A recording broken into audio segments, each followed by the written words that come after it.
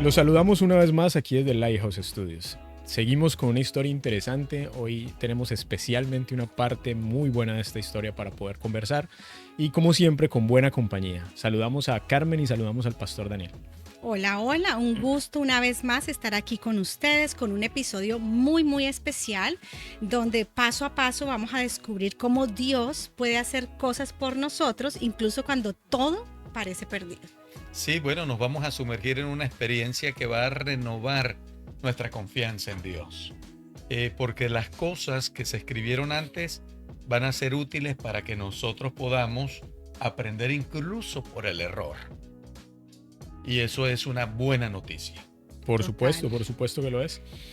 Así que, como siempre, pongámonos rapidito en sintonía. Vamos a ver dónde nos habíamos quedado y dónde estamos. Tenemos el pueblo de Israel que viene saliendo. Y yo quiero que en especial como a manera introductoria para el día de hoy, nos pongamos un poquito en la situación en la que está ese pueblo. Imagínate, Okay. acabas de salir, acabas de escapar. Llevas años de esclavitud, acabas de ver las cosas que acabas de ver, las plagas y todo lo que había sucedido. Y de repente te encuentras en un camino sin salida, porque tienes al frente el mar, al sur una montaña que estaba difícil de pasar. Y de repente por allá en el fondo empiezas a ver los destellos de las armaduras del imperio más poderoso de su época, como ya lo hemos dicho, que era Egipto. ¿Cómo te hubiera hecho sentir eso, Carmen? Pánico. Yo creo que sería un momento de pánico por todo lo que se conocía de la historia, por todo lo que ya había pasado, pero también era una oportunidad enorme. Ya habíamos visto milagros, se habían presenciado muchos eventos de milagro y ese es, creo que es el meollo de la historia. Habías visto, esas personas vieron de primerazo los milagros que habían ocurrido, pero sintieron temor, duda. Seguro que sintieron un montón de cosas. Y precisamente, Pastor, yo no sé si eso tiene alguna similitud con nuestros días. ¿Será que nosotros también estamos en un momento desesperado? Me refiero a la humanidad en este momento. ¿También está en un momento desesperado como lo estaba el pueblo de Dios en ese momento? Por alguna razón mencioné, sin que estuviese planificado, que se puede aprender del error, justamente para no repetir el error. Y esa es la bendición que tenemos al estudiar la palabra, ¿cierto? Carmen dijo, haciendo uso de la Biblia y de lo que ya hemos manejado con este precioso público, que ese pueblo todo había sido testigo de grandes milagros. O sea, eso es para quedarse con la boca abierta, ¿no? Con todas las cosas que habían sucedido, especialmente cuando el cuidado divino se hace tan solidario con ese pueblo hebreo, con el pueblo de Israel, con el pueblo que estaba clamando por libertad. Y Dios responde la oración, el clamor de ese pueblo, y a través de Moisés suceden las cosas que ya hemos descrito o que la Biblia describe y nosotros hemos compartido con la gente. Ahora bien, tenemos a un pueblo que está disfrutando de la libertad, pero aquí valdría la pena reflexionar un poquito en esto. Era una nueva vida, era una vida novedosa. Ellos estaban acostumbrados a el maltrato, estaban acostumbrados a las limitaciones, estaban acostumbrados a la indiferencia y ahora vienen a una experiencia nueva y toda persona cuando viene a una experiencia nueva, aunque sea muy buena, tiene también un proceso de adaptación y se enfrenta con situaciones que a veces lo van a sorprender. De paso, podría en algún momento sentirse como incómodo viviendo la nueva experiencia. No pareciera ser su ambiente. Eran cuatro generaciones las que habían estado en la condición de esclavitud en Egipto. Así que bueno, en nuestros días nosotros también podemos enfrentar situaciones muy peculiares, ¿no? El Claro. Señor saca a Israel de Egipto, lo saca de lo que representa simbólicamente el mundo de pecado y lo trae al desierto o lo va a educar para el reino de los cielos, para la Canaán terrenal. Y eso justamente le sucede al cristiano, ¿no? Una transformación de vida, un cambio de vida, una vida novedosa, una vida nueva. Wow, no deja de ser un proceso en el que debe agarrarse bien del Señor y que la confianza en Dios no esté sujeta a las cosas que lo rodean, sino a los principios de que Dios ha señalado ese camino y eso es lo que conviene. Así que yo no señalaría ligeramente a los hebreos por lo que están sintiendo, sino que más bien tomaría de esa experiencia el hacer un ejercicio para que cuando me sobrevenga una situación que quiera atentar contra mi confianza en Dios, yo recuerde que el Dios de los hebreos es el Dios nuestro hoy y que podemos confiar en Él. Solamente esperemos un momentico para que veamos su gloria. Perfecto, Así es. pastor. Y me gusta eso que dice, no podemos empezar esta conversación poniéndonos como en esa situación de esos hebreos De sí se juzgar. quejaban, Sí, cómo sí, se hubiese quejaban estado estos allá. hebreos. Sí, yo hubiera estado firme, No, nosotros nos parecemos mucho más a los hebreos de lo que pensamos y sigue siendo ese el carácter muchas veces del pueblo de Dios actual. Ahora yo quisiera que pudiéramos avanzar en este estudio con algo con una idea general en la cabeza y es todas esas maravillas de las que hemos estado hablando y especialmente de la que hablaremos hoy, es una figura de otro milagro que es incluso más grande y es la muerte de Jesucristo. Es lo que pasó en esa cruz y cómo eso también llega a liberarnos a nosotros y solamente dejo esa idea para que la mantengamos ahí a flote a medida de que vayamos avanzando. ¿Ok? Ok. Vamos entonces con lo primero que pasa en el momento en el que viene la plaga con la que terminamos. Viene ese momento donde Egipto enfrenta un dolor enorme por la pérdida de sus primogénitos al que conversamos la última vez. Y entonces vienen las palabras del Del faraón. faraón. Y dice el faraón, ya no más, obviamente parafraseando, ya no más, váyanse con todo lo que quieran irse. Así es. Y me sorprende por allá una frasecita que suelta, a ver cómo la entendieron ustedes.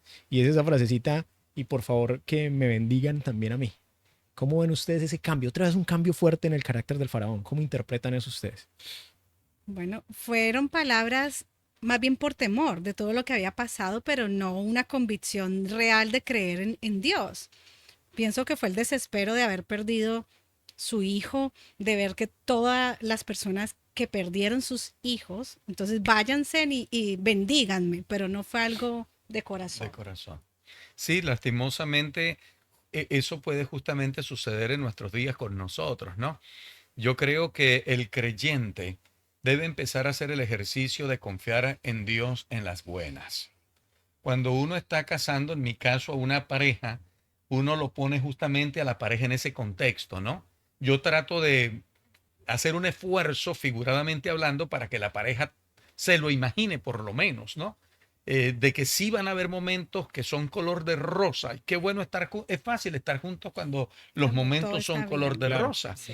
Pero qué cuando los momentos son desérticos, cuando lo que hay son cardos, cuando lo que hay son escorpiones, cuando el terreno que pisamos es un terreno seco que quema antes que ser un césped verde y refrescante. Es una situación completamente distinta, ¿cierto?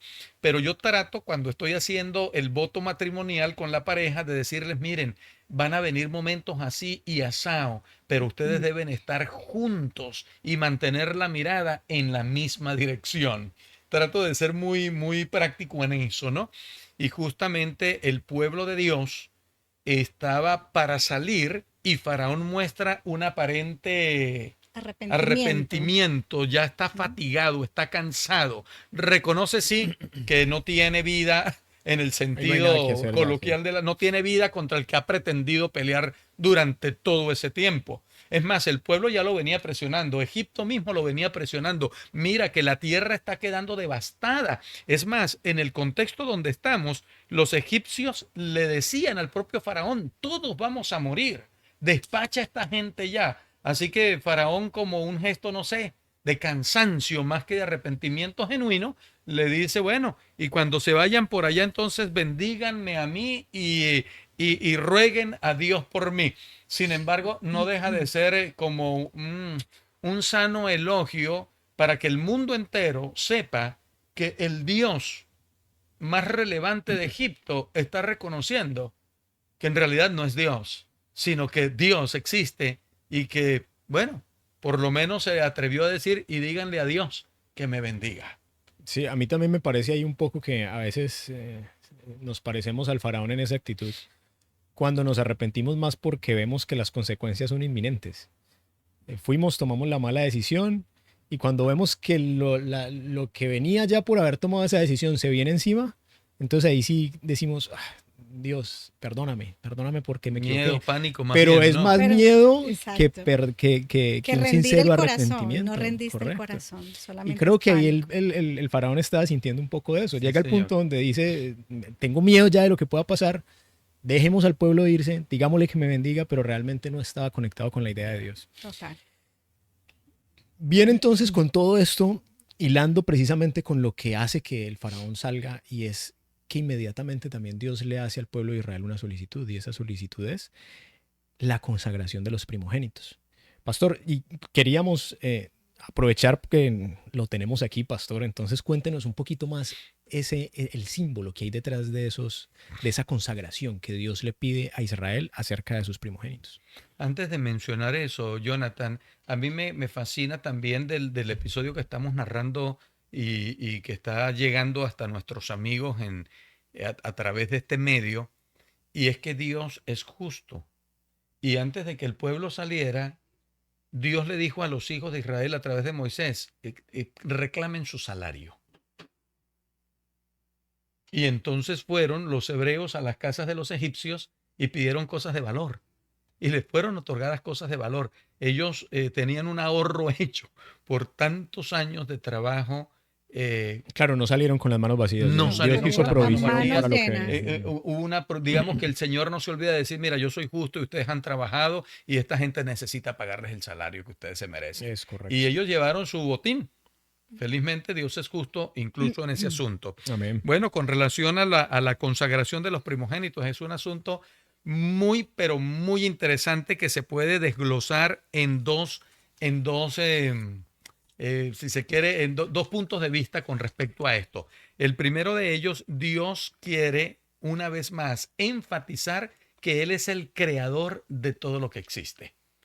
Así que la consagración de los primogénitos es una afirmación que Dios quiere que quede claro de que Él es el Dios de todo lo que existe, el Señor de la tierra. Así que le dice a los hijos de Israel, los primogénitos, los que abran matriz del sexo masculino, van a ser consagrados para mí.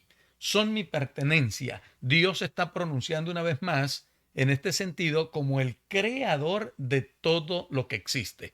De hecho, el Salmo 24 dice, de Jehová es la tierra y su plenitud, el mundo y los que en él existen. Y se hizo una alusión a Ageo 2:8, donde el Señor dice que a él le pertenece la plata y el oro. El Dios Todopoderoso estaba entonces diciéndole a Israel, las primicias, en este caso, el fruto principal del vientre de las mujeres será consagrado para mí. De hecho, también de los animales.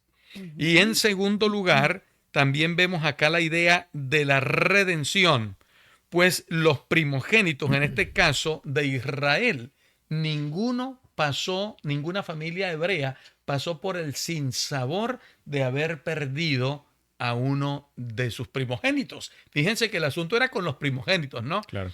Si no estaba el dintel pintado, corrían riesgo de que el primogénito de la casa perdiera la vida.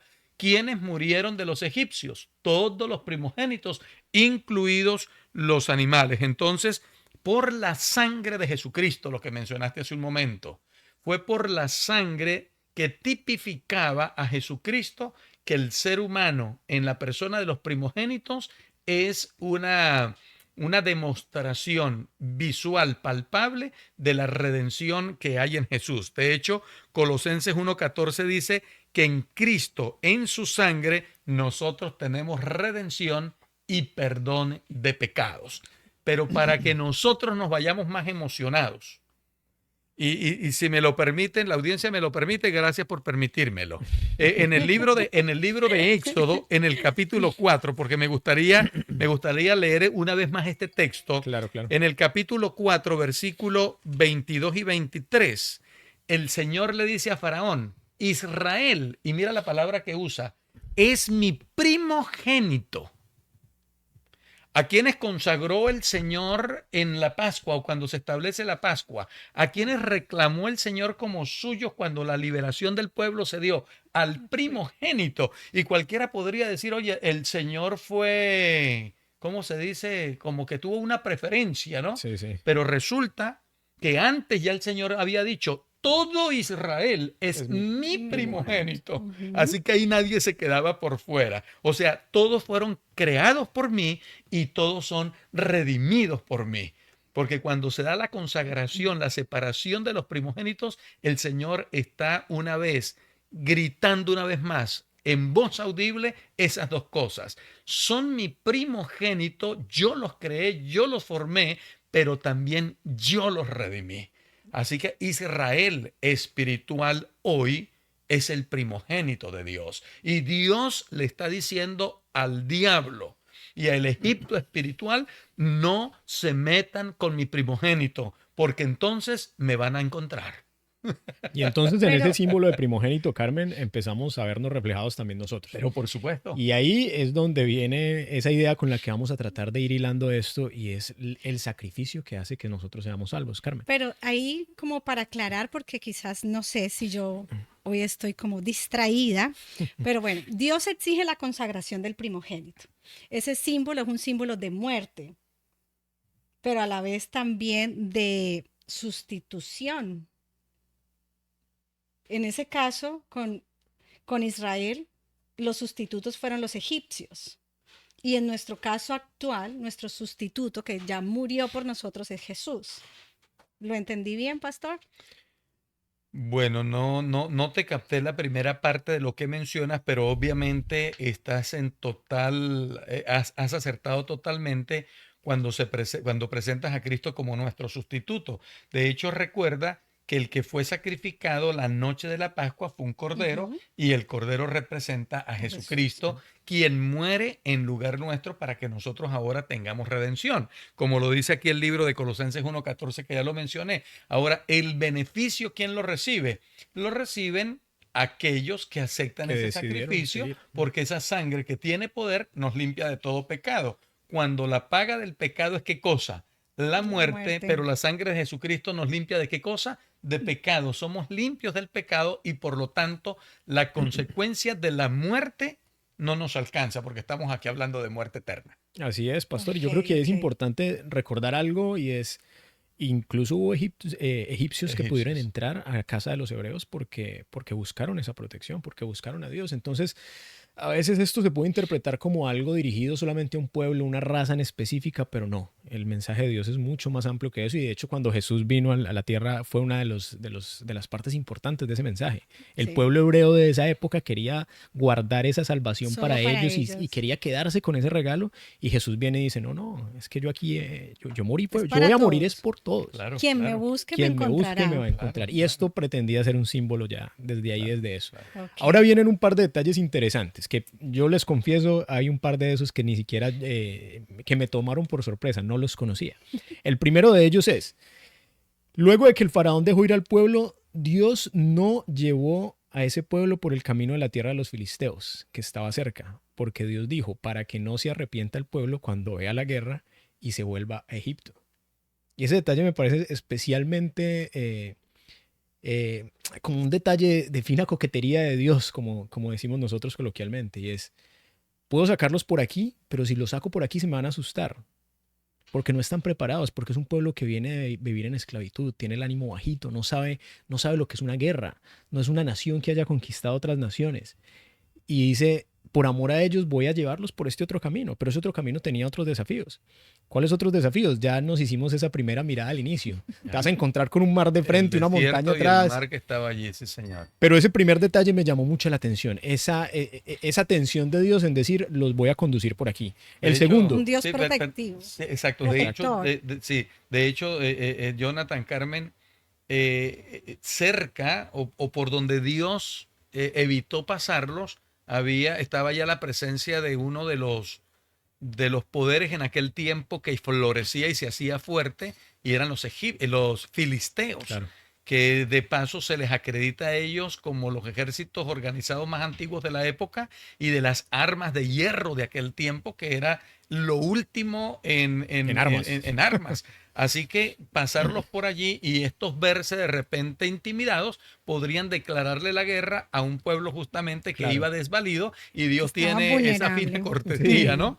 De llevarlos por un caminito un poco más largo, pero más seguro. Pero más seguro, correcto. Otro es que los israelitas, la Biblia menciona palabras hebreas en la que dice, esto no fue salir de cualquier manera, esto no es vamos, el millón de personas que probablemente eran y salgamos como sea de aquí a caminar como sea, sino que habla de que salían en escuadrones. Organizado. Y esto era Organizados. una cosa organizada, aquí no se estaba saliendo de cualquier manera. Aunque Y no tercero, enfrentaron guerra, iban organizados exactamente. como para Y combate. eso también nos da otra característica, Carmen, de Dios. A Dios le gustan las cosas hacerlas bien hechas, organizadas. Ujú. Tercer detalle, y este es el que les confieso que no tenía ni idea, lo aprendí precisamente leyendo esto, y es que Moisés llevó consigo los huesos de José. Oh, sí, Y también José lo vi. Moisés saca sus huesos de José, y cuando me pongo a leer un poquito, yo lo que digo es, la fe de José es una cosa impresionante.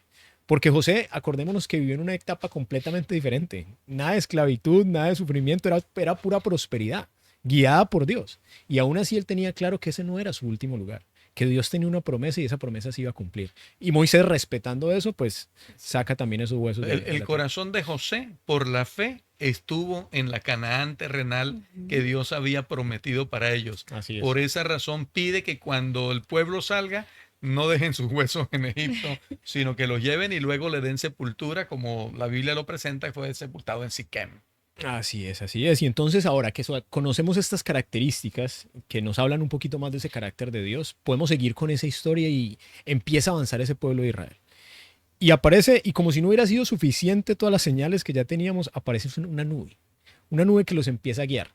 Pastor, si me equivoco, corríjame, pero esa nube por la noche era de fuego Eso es correcto. y los guiaba para que ellos pudieran ver. Por la noche era una nube que les daba sombra. En el día. En el día, perdón, Sí. y en el día les daba sombra. Y llega un momento donde esa nube se interpone incluso entre el pueblo hebreo y los egipcios para protegerlos. Es correcto. Sí. Eso es correcto. Y lo que mencionas, Jonathan, es bueno que nuestra audiencia sepa que la razón por la que se interpuso es porque Egipto en un momento dado como que se echó agua fría en la cara y dijo, bueno, esta gente se nos fue, hay que volverlos a traer acá, y entonces pretendieron ir por ellos para traerlos Perseguirlos. nuevamente en Egipto, y Dios entonces se interpone porque recordemos lo que hemos leído y en esta cartilla y en los libros, en la Biblia en primer lugar. La columna de nube y la columna de fuego eran signos visibles de la presencia De de Dios. Dios entre el su pueblo.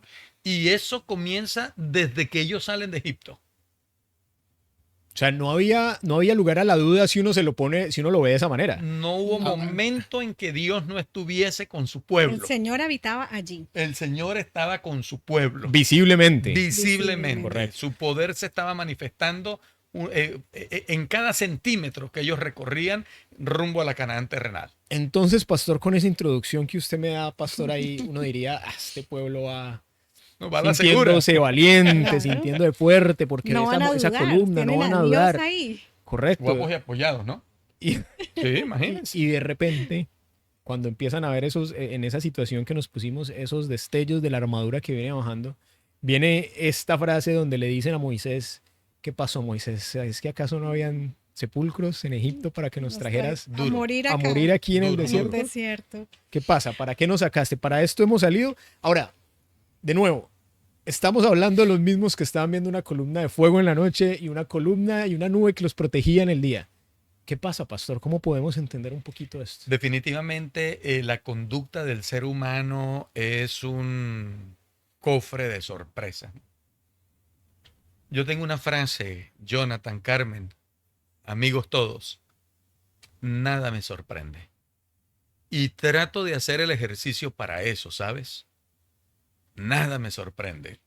En lo positivo me alegro, me siento dichoso, pero no me sorprendo. Porque la promesa de Dios en favor de sus hijos es que Él mostrará su gloria Él nos sostendrá, nos acompañará. Él tiene poder para ponernos a caminar sobre el agua como lo hizo Pedro.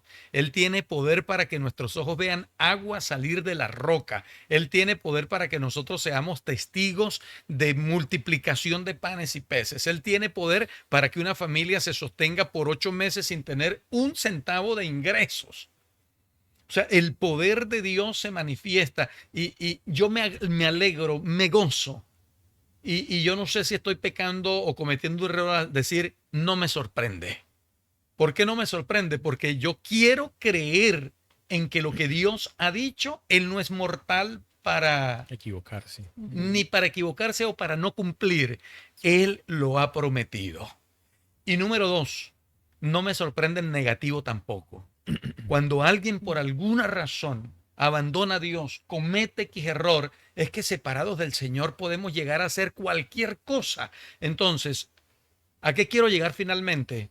En los cada dificultad va a probar nuestra confianza y nuestra fe en el Señor. Es así, es así. Cada situación va a ser particular. Por eso nosotros no podemos vivir de las glorias del pasado, aunque tienden a atraernos alegrías. El recuerdo del ayer. Oye, el Señor estuvo conmigo ayer como poderoso gigante, pero es que la novedad de hoy pudiese ser de ciertas características, de cierta envergadura, de cierto tamaño, que pudiesen llevar mi rodilla a tocar la tierra, tal vez desconfiando en Dios. Por lo tanto, cada caso es un caso, cada situación es una situación. ¿Por qué estoy diciendo todo esto? Porque vuelva y juegue. Yo no quisiera hacer un señalamiento negativo contra los hebreos, porque yo no sé qué pasó por su corazoncito cuando vieron otra vez a ese ejército que venía. Dice la Biblia que venían 600 carros de guerra que organizó armadura, armados Faraón hasta los inmediatamente, el dientes. ejército. Y un pueblo vulnerable. Hacia un pueblo que estaba desvalido. Claro. Y entonces ahí le doy paso a para terminar este pensamiento, ahí cobra vida el texto principal del estudio que estamos haciendo hoy. Pastor, El léanoslo, por Señor favor, dice, sí.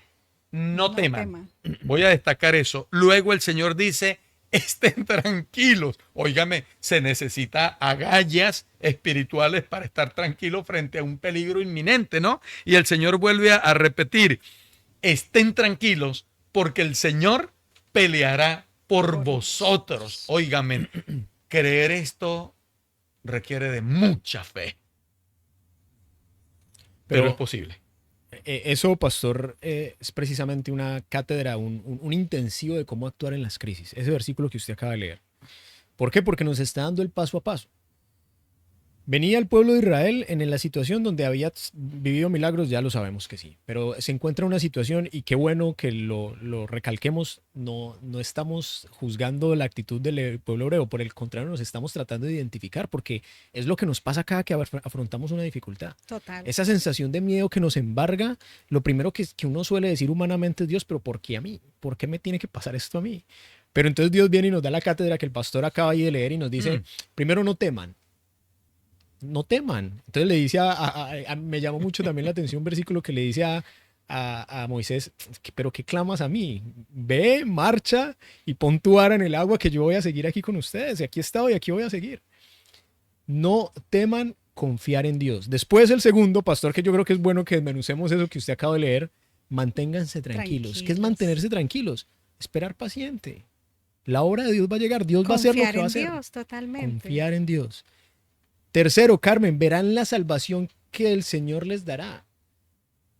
Es que a veces hay una frase que dice que el que no cree es como el ciego. ¿Por qué? Porque sencillamente no estás viendo lo que Dios está haciendo. Lo que está diciendo es, abre tus ojos y mira lo que voy a hacer por ti y mira lo que ya estoy haciendo por ti. Y por último, el Señor le dice que es el final. No pudo haber mejor final y es que yo pelearé por ustedes. Imagínense. Entonces, ahí no nos podemos olvidar que esa pelea, bajo la óptica que dijimos que íbamos a considerar esta historia, esa pelea, nosotros ya tenemos el final. A nosotros nos dieron el spoiler del final. Nosotros sabemos que esto lo ganamos, que vamos bien. El resto es proceso, el resto es camino. Jonathan, por ejemplo, el Salmo de Coré, el Salmo 46 de los hijos de Coré, el versículo 10 dice, estad tranquilos y conoced que yo soy Dios.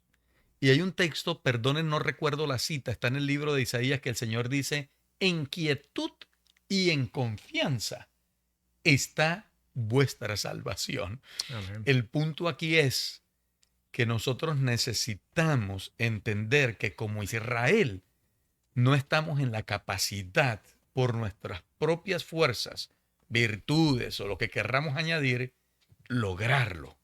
Dios lo hace posible en nosotros y para nosotros. Por lo tanto, la invitación que está haciendo en un momento como este, porque ya estamos allí, ¿no? En un ejército que viene con los dientes pelados, disculpen la expresión, en búsqueda de un activo que se les está yendo de la mano. Ya estaban Tremendo acorralados. activo, sí. Sí. A mí algo que me encantó fue esta partecita que dice, Dios siempre está disponible.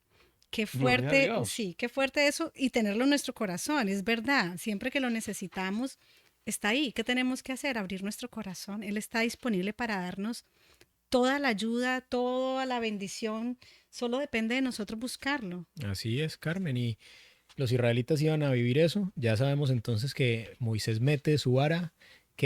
No es que el mar se retiró como un fenómeno natural, no. La Biblia es clara y dice que habían dos paredes de agua de lado y lado. Ya. Eso lo dice la Biblia.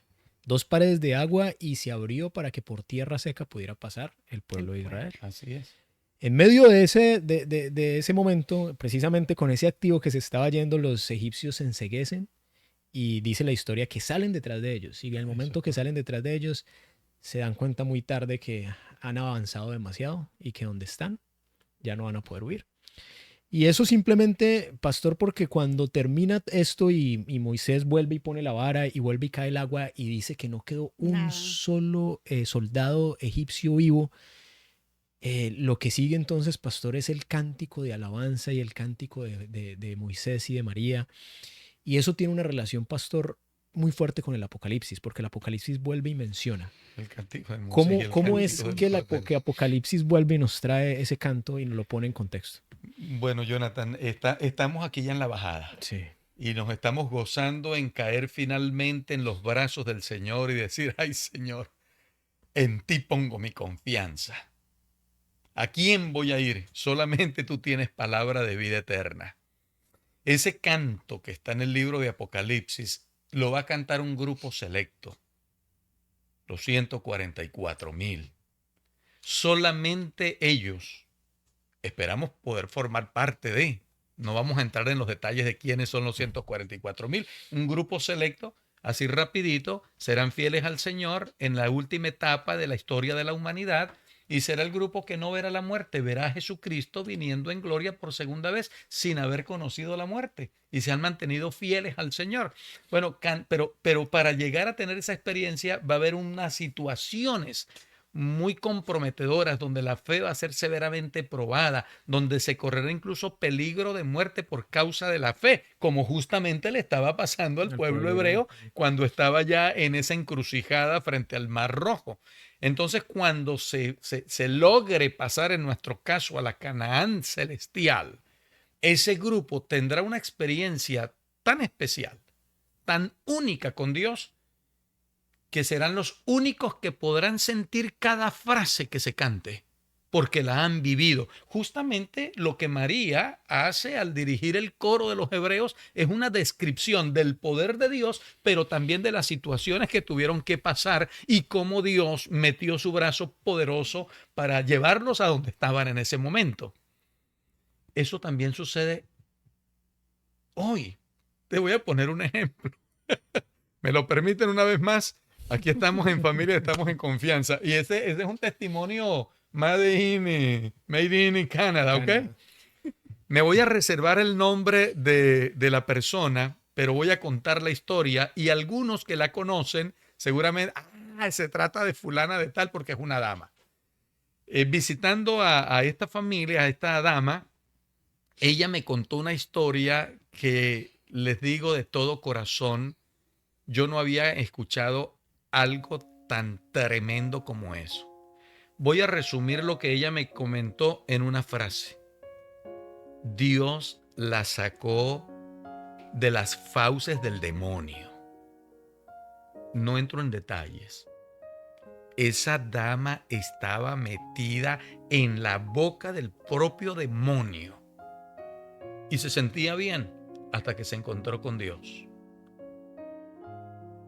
Y fue una lucha de vida o muerte, física y espiritualmente, porque la mujer estaba metida en cosas terribles. Cuando ella está en la iglesia, se caracteriza por decir unos amenes, pero así del interior, con una fuerza única. A algunos les molesta. Como yo no la conocía, cuando la empecé a conocer porque era nuevo en esa iglesia, ella me dice: pastor, lo que pasa es que ninguno de ellos sabe de dónde me sacó el Señor. Amén. Y yo cuando digo amén, cuando yo escucho que el Señor es poderoso para sacarte de las garras del enemigo, yo sé de qué se trata eso y yo no me lo puedo callar. Yo tengo que decir gloria al Señor por eso. Lo que cantaron los hebreos al otro lado del mar es la descripción de una experiencia única y particular, que cualquiera se puede aprender la letra, pero no cualquiera La siente. lo cantará como ellos la cantaron, porque es la descripción de su vida, de su confianza en Dios y de la gloria Y de del la Señor victoria. manifiesta Amén. finalmente en victoria. Amén, amén. Tremendo. Amén. A mí me encanta la frase con la que termina precisamente ese cántico y es: Ujú. todas las naciones vendrán y te adorarán porque tus actos de justicia han quedado manifiestos. Gloria a Dios, amén, qué bonito. Se supo lo que se tenía que saber de Dios, todo quedó de manifiesto y ahora simplemente terminar con que el mensaje sigue siendo el mismo hoy. La salvación es para nosotros hoy. Las obras milagrosas en esa cruz han sobrado para nosotros. No temamos, estemos tranquilos, abramos los ojos, que Dios está haciendo un montón de Amén, cosas por amén. nosotros y el Señor pelea por Gloria a nosotros. Dios. Yo me quedo con esa partecita, con esa parte del versículo del Éxodo 14:14. Jehová peleará por vosotros y vosotros estaréis tranquilos. Gloria a Creo Dios, que amén. esa es la enseñanza de esto. No podías haber rematado esto mejor, Carmen, así que quédense con eso en mente. Gracias una vez más por estar aquí, por compartir este espacio con nosotros. Les pedimos como siempre que compartan esto con familia, amigos, compañeros de trabajo y así podamos cada vez ser una comunidad más grande para poder conversar de estos temas y conocer un poco más de la historia que Dios tiene para nosotros, tanto en el pasado como lo que vendrá en el futuro. Muchas gracias. Nos vemos en la siguiente.